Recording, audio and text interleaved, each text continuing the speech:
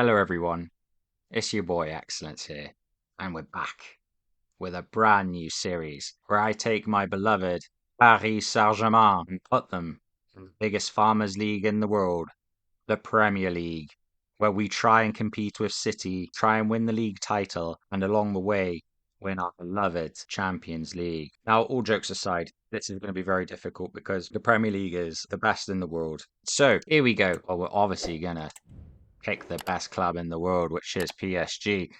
Now, don't want to trigger anybody that obviously supports a Premier League team, but what I'll do is I'm going to take the ones that are most likely to go down. So, unfortunately, Sheffield will go with PSG, and I also, just to make it a little bit tasty, I want to take our biggest rivals, Marseille.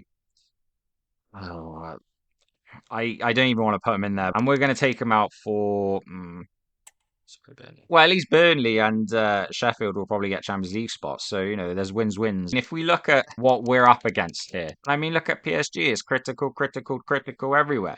I mean, the domestic success would probably be a doddle in Liga, unless obviously my name was Pochettino. The brand exposure, that's fine. I think maybe we could deal with that. But the domestic success and the continental success, if we don't succeed there, we might be in big trouble and we'll probably get fired. New beginnings. They haven't seen a manager like this before. I don't take no nonsense. Bonjour à toutes et There you à go. tous So my et first bienvenue au Parc des Princes press pour la conference. présentation de votre nouvel entraîneur. I'll see even in French. I love it.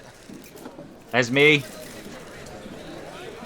in front of the Sun and the Guardian newspaper. We don't have to deal with L'Equipe anymore. This is our first conundrum. Do we adapt to the players we have, or do we say, stuff you? This is my club now, and you're going to play my way. I think I like the second options. PSG have always tried to play tiki-taka style. Like, they've always tried to emulate Barcelona. I'm being completely honest with you. They've tried to basically play like the best team in the world at that time, but they copied them with players that can't do it, in my opinion. This style has been implemented for goodness knows how long, and personally, I've had enough of it. I actually think PSG have got some of the best transition players in the world. Why would you want to have fast players playing against low blocks? You'd obviously want to make the space so that they can exploit it. My vision would be counter-attack. Now, I know that sounds boring, right? But my ideal way of the club is to win the ball back in like a mid to low block, not a deep low block, and then transition extremely quickly, preferably through the center.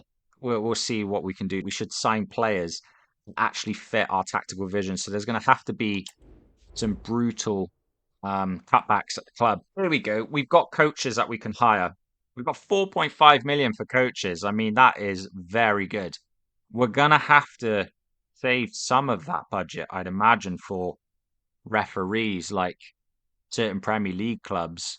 Shots fired, potentially do.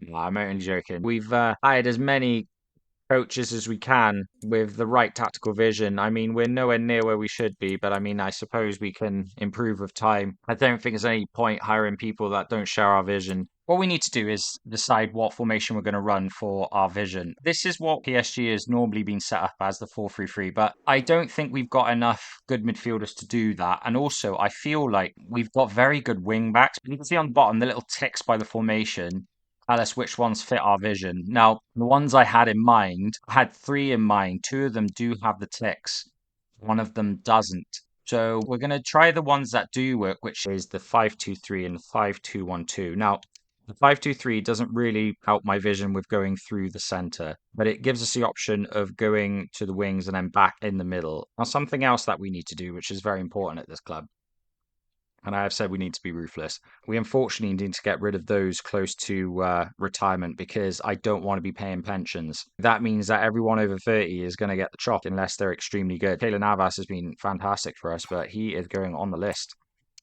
So is Latalia. Rico's 29. Going to let him go early. But this guy's definitely going. Kazawa, I've had enough of him in real life as well. 30. Bye-bye, my friend. Bernat is on loan, so he's safe from the chop at the moment, but we'll deal with him when he comes back. Herrera is gone. I mean, how was he employed for this long? Marquinhos, because he's elite and he's just pushing 30, we are going to keep him. And these boys are coming up to that retirement age, but they're safe for now. But we will be loyal to some. I don't know these guys. I've come in. They haven't done nothing for me, so why should I keep them, There are two players as well that I just want to get rid of because they annoy me in general anyway. They don't do what I want them to do for this team. So we'll see if we get any bites on these two. And that's it for now.